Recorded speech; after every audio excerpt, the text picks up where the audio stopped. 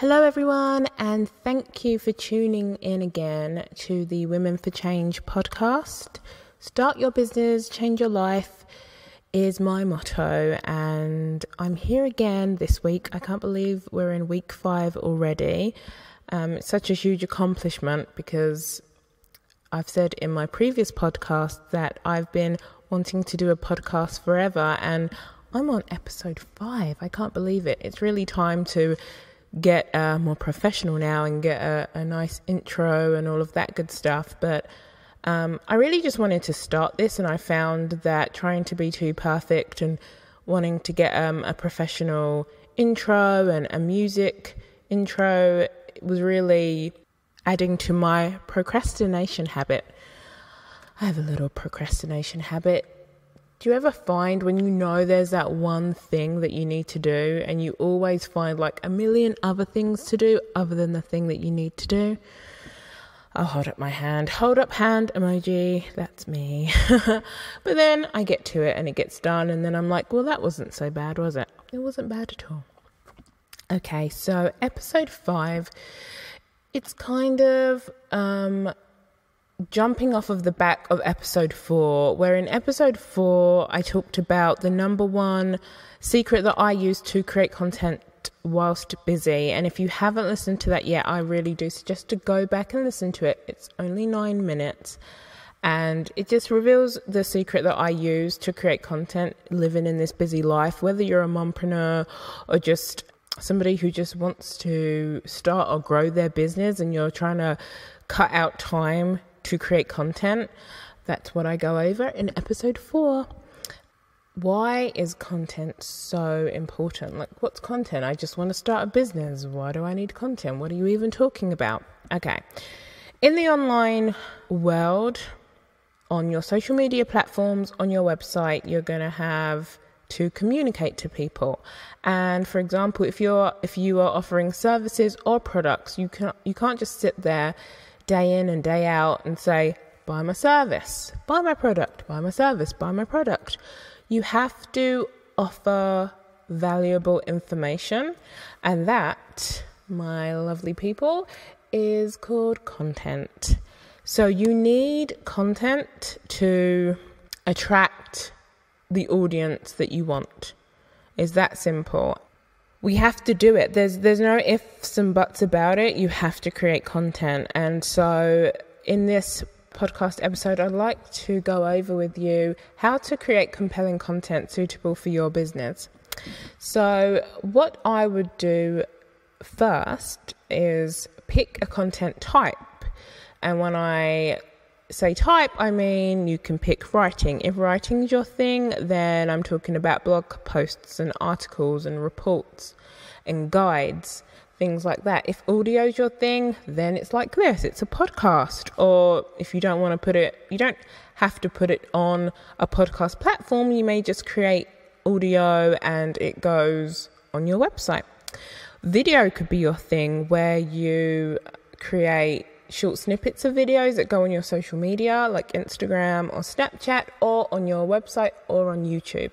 So pick a content type that you are happy with, and for the purposes of just starting out, I would pick one.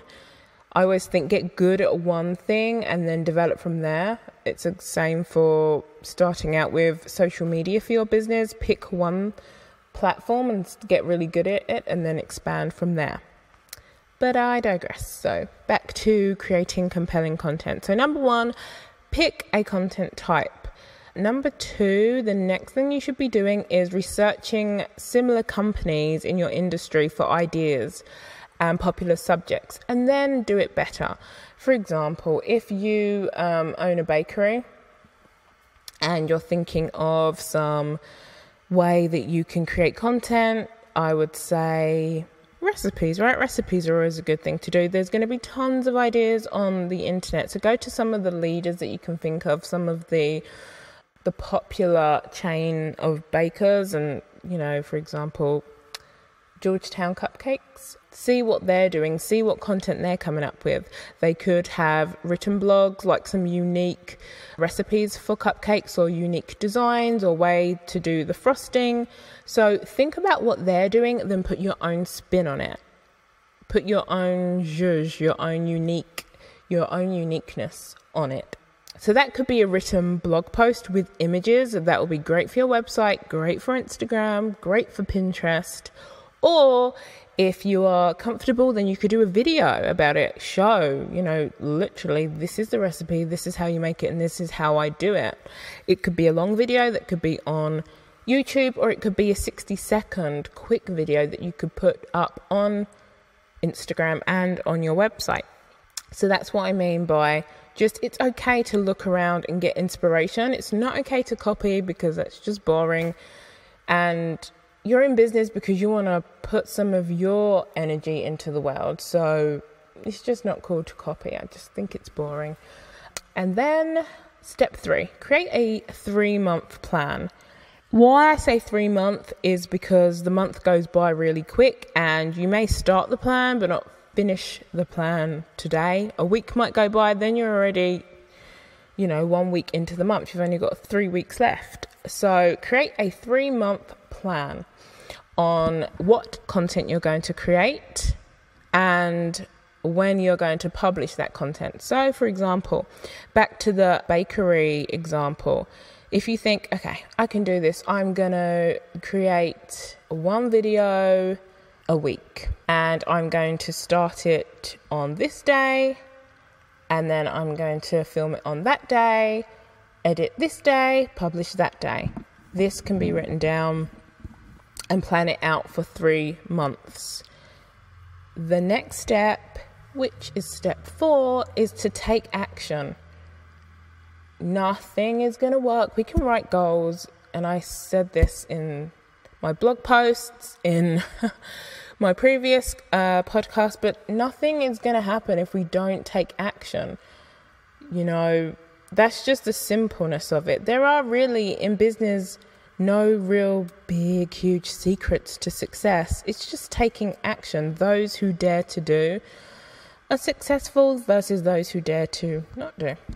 So step 4 is taking action. And what you can do is what I like to call the content creation zone. Or if you're familiar with Amy Porterfield, she calls it Tiger Time, which is where you carve out a chunk of time and backlog your content. If you feel like, this is a busy month, but I know this week I could have 4 hours, let me write 4 blog posts today. And then you don't upload those 4 blog posts all today or all this week, you schedule them. So you write the 4 things or whichever quantity that you can do, and you create that backlog so that you can schedule them and still stick to your plan. So that was take action and create a backlog if you can. The next step is to promote. This is the final step, and it's step number 5, and it's promote. Pick 1 to 2 of your best social media platforms that are suitable for the type of content you're creating and promote your content on those platforms. You can also promote it to your existing list if you have a newsletter, which you all should be getting people to sign up for your newsletters, because you have tips and knowledge and product release information that you need to share to them. And for social media, especially Twitter, don't be scared to promote that piece of content more than once. As I like to say, it's noisy in these internet streets and you need to be heard. You don't want to spam, of course, but it's okay to use platforms like Hootsuite where you can schedule things in advance. And for example, make sure you are promoting that 60-second video. I would do it at least once a day for that week, because Twitter is noisy and, you just want it to get out there. You want to promote it. But on Instagram, for example, you would only do it once, because people, tend to come to your profile and have an overview and look at everything that you're doing. But on Twitter, people usually just look at their feed. They tend less to go to your individual profile. Do you know what I mean? I hope you do. So promote. A good example for your blog post, the image that you use on your blog post, you can use that image on Instagram, put the link into the link field or the link below, and talk a little bit about the blog post and then post it. That's a good way to promote. I went over what you could do on Twitter. You could jump on Snapchat and let people know, hey, I've got a new blog post up or a new video.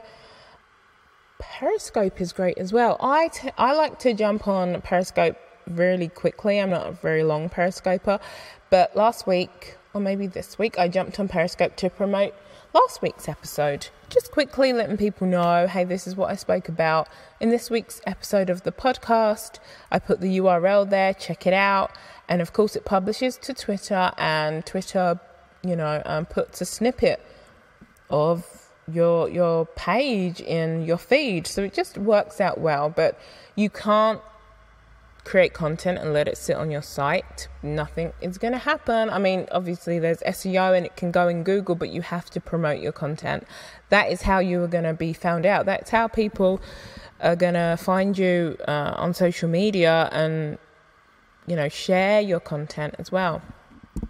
You can also do paid ads on Facebook, put like $5-10 behind a piece of content, choose your target audience and put it out there. That's another great way to promote your content, which I will get into in a whole other podcast, because Facebook ads is a great tool, a necessary evil in the online marketing world. I know a lot of people are upset, like, okay, we created these Facebook pages, now I can't even reach my fans. But there's just, like I said, it's noisy in these internet streets. There's so much content and so many things going on. Facebook had to, one, create a way to make money, and two, create a way to make sure content got to people, I guess, which is another thing that is going to be happening with Instagram, by the way, guys. So be prepared for that. They're already pushing business profiles, and within those business profiles, they will offer some perks, but you will have to start paying for reach. It's not official, but it's kind of what I know is coming. So I'll quickly run over the 5 ways to create compelling content suitable for your business. Number 1, pick a content type. 2, research similar companies in your industry for ideas and popular subjects and do it better. Number 3, create a 3-month plan. 4, take action and, if possible, create a backlog of content, which I like to call the content creation zone. And number 5, promote, and don't be scared to promote your stuff, because people need to find it.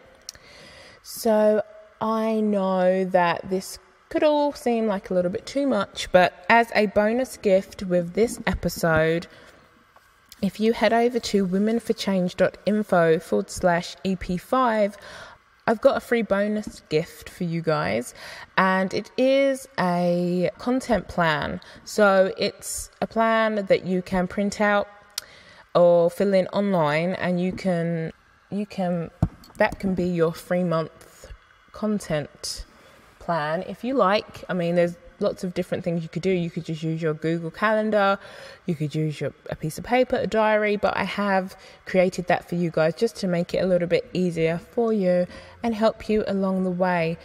I've loved talking about this stuff because it's what I love to do, so I hope that it really helps you guys. I have lots of fun, interesting stuff coming up. I've got a webinar coming up, 5 ways to get free traffic to your website, and some other fun, juicy stuff coming up, which I will tell you all about. If you're a part of my email club, then you'll get the first dibs on the information, because I share everything with you guys first, because your family. So that's what you deserve. If you do want to sign up to my list, just head over to my website, and on the sidebar, there's a way for you to join the email club. Thanks again, guys. Thanks for tuning in, and I will see you next time. Bye.